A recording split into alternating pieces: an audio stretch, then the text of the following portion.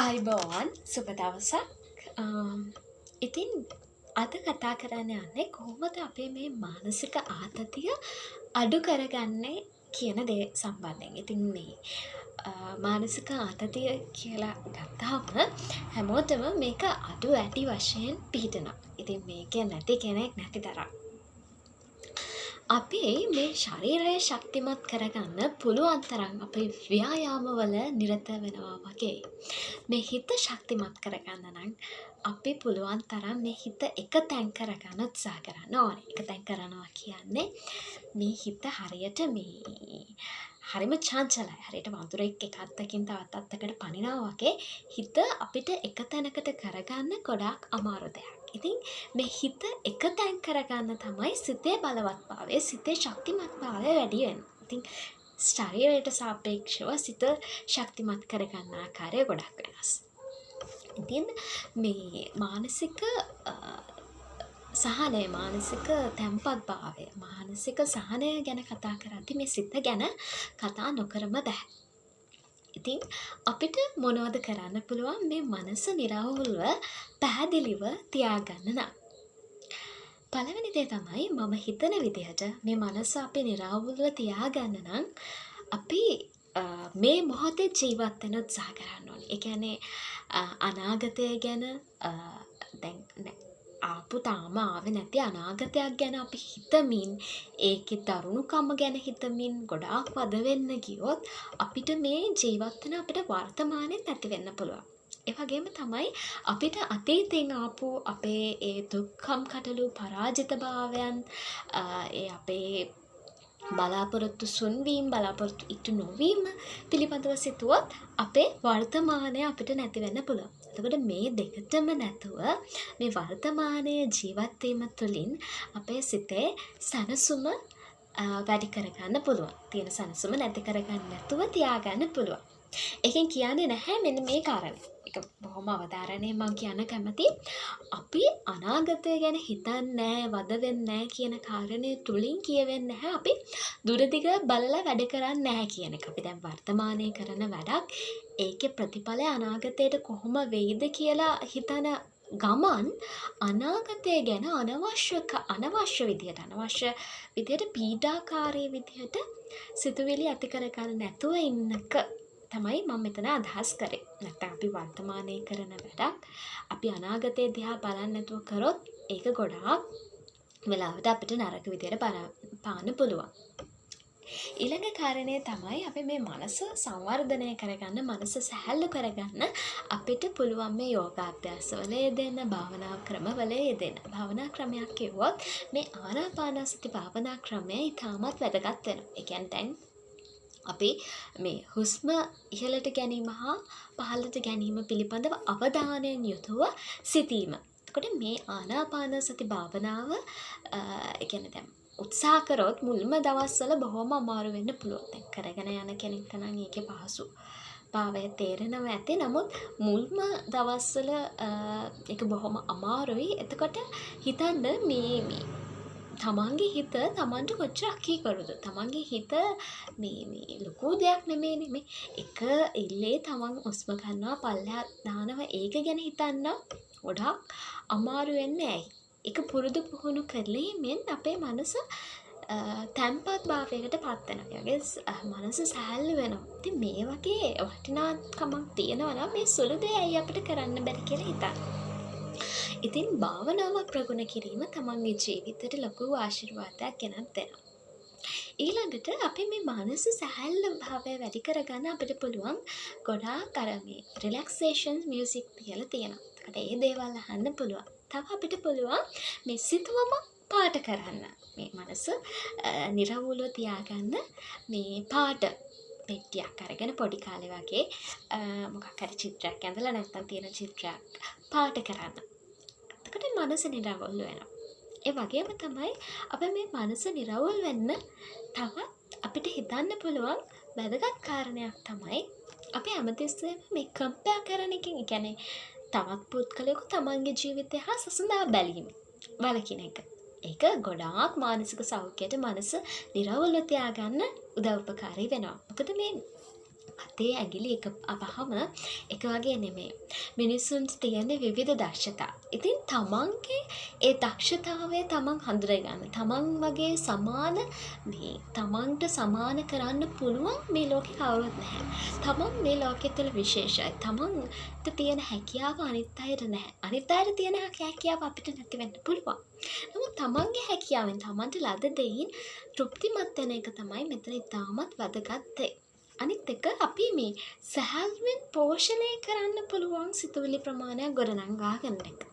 මිනිස්සුන්ගේ මූලික අවශ්‍යතා වෙන්නේ නිවාස, ජලය, ආහාර පාන, ඇඳුම්, බෙහෙත්, අධ්‍යාපනය වගේ දේවල්. එතකොට දැන් මේ මූලික අවශ්‍යතා ටික සපුරා ගන්නකොට අපිට තවත් මුදල් තියෙනවා නම් අපේ අනිත් අවශ්‍යතා සපුරා ගන්න පුළුවන්.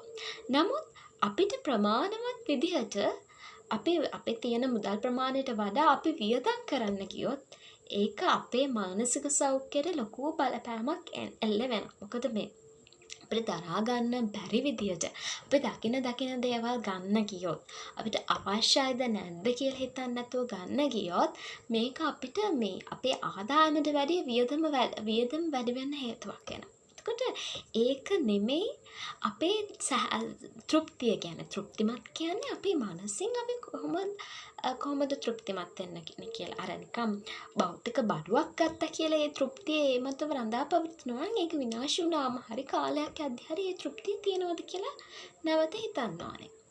එතකොට තමන්ගේ ආදායමට අනුව තමන්ට ලැබෙන ප්‍රමාණයට අනුව වියදම් කිරීමෙන් අපිට මානසික තෘප්තිය ලබා ගන්න පුළුවන් වෙනවා. අනිත් එක තමයි මේ පුළුවන් තරම් කෙනෙක්ට ණය නොවී ඉන්න පුළුවන් නම් දැන් අපි මිනිස්සෙක්ගෙන් ණයක් ඉල්ල ගත්තා කියන්නේ ආයෙ අපිට හිතනවා සමහරක් වෙලාවට ණයක් ඉල්ල ගන්න. ඔය වගේ ඔය මනස ඔය විදිහට සමහරක් විට හැදෙන්න පුළුවන්. ඒ නිසා ඔයා කවදාකවත් කාගෙන්වත් ණයක් ඉල්ලගෙන නැත්තම් කවදාකවත් හිතන්න එපා ණයක් ඉල්ල ගන්න. මොකද ණයක් නැති මිනිස්සෙක්ට දැන සැනසීම ණයක් තියෙන මිනිස්සෙක්ගෙන් තමයි අහලා බලන්න ඕනේ. ඒ කියන්නේ දැන් අපිට ණයක් නැහැ කියන්නේ ඒක පුදුම සැනසීමක්. මොකද මේ මිනිස්සු සැනසැරට ඉල්ලනවා ඊට පස්සේ ගෙවා ගන්න බෑ. අපිට මේ ගෙවා ගන්න බැරි ණය අරගෙන තියෙන නිසා පුළුවන් තරම් තමන්ට අර ලද දේෙන් සතුටු වෙන්න කියන ආකල්පය තමන්ගේ මනසට රිංගව ගන්න බලෙන් හරි රිංගව ගන්න බලන්න. ඊට පස්සේ තමයි තවත් වැදගත් කාරණයක් තියෙන්නේ මේ අපි මේ ස්වභාව දහමට ලං වෙන්න අපේ මනස තවත් සැහැල්ලු වෙනවා. ඉතින් පුළුවන් තරම් ගෙවත්ත තමන්ට පේනන තැනක මේ කොළ පාට පේන විදියට මල් පැලයක් වවා ගන්න නැත්නම් මල් ගස් ටිකක් රෝස ගස් ටිකක් මේ වගේ ගස් ටිකක් වවා ගත්තොත් ඒක මනස සැහැල්ලු වෙන පුදුමාකාර ආශිර්වාදයක් පුදුමාකාර දෙයක්. අනිත් එක තමයි මේ ඔයාලා මේ දේ කරලා බලන්න. මිනිස්සෙට දෙයක් අපි ලබා දුන්නොත් ඒකින් පෙරලා අපිට දෙයක් ලැබෙනවද නැද්ද කියලා හිතන්නේ නැතුව මොකද මේ දැන් අපි කාට හරි දෙයක් දෙනවා ඒක අපිට ලැබෙයිද කියලා හිතන්න ගියත් ඒකත් අපිට මනසට මේ පීඩනයක්. එතකොට මනසට පීඩනයක් නොවන ආකාරයට අපි කෙනෙක්ට අපිට තියෙන පුළුවන් දේ හරි දුන්නොත් ඒක මනසට තෘප්තියක්. හැබැයි මෙතන හිතින් අත්හැරලා දෙන්න. ඉතින් අල්ලගෙන දුන්නොත් ඒක තව අර මනසට තියෙන මේ අර බලපෑම මනසේ අපි නිරෝගී වෙන්න මනස සැහැල්ලු වෙන්න කියලා කරන ව්‍යායාමය අඩපණ වෙනවා. ඉතින් මේ වගේ මනස සැහැල්ලු කරන්න පුළුවන් දේවල් තමයි අපිට අත්හැරීම කියන දේ. හරිද? අත්හැරීම තුළින් ලබා ගන්න පුළුවන් සැනසීම වෙන කිසි දෙයකින්වත් ලබා ගන්න බෑ. අනිත් එක තමයි අපි අවබෝධ කරගන්න ඕනේ අපිට මේ අපේ පරිසරය ඇතුළේ තියෙන අපිට පාලනය කරන්න පුළුවන් පරිසරය සහ පාලනය කරන්න බැරි පරිසරය. අපිට පාලනය කරන්න පුළුවන් පරිසරය මොකක්ද කියලා අඳුර ගන්න පුළුවන්. පළවෙනි දේ තමයි අපිට ඉන්නවා නම් අපේ නෑදෑයෝ, අපේ අම්මා තාත්තා, අපේ නංගි මල්ලි, අපේ සහකරුවා හෝ සහකාරිය ඒ වෙන ජීවිත ඒ මිනිස්සුන්ට වෙන සිතුවිලි තියෙනවා. අපිට කවදාකවත් එයාලා අපිට ඕන විදිහට හසුරව ගන්න බෑ. ඉතින් අපි එයාලා අපිට ඕන විදිහට හසුරව ගන්න පුළුවන් කියලා අපේ හිත කිව්වොත් අපි ඒ හිත කියන ඔස්සෙන් වෙහෙසුනොත් අපිට කවදාකවත් මානසික සැනසුම ළඟා කරගන්න බෑ. ඒ නිසා අපි ඇත්ත තත්ත්වෙට මුහුණ දෙන්න ඕනේ. අපිට කවදාකවත් කවත් මිනිස්සෙක්ව හසුරවන්න බෑ.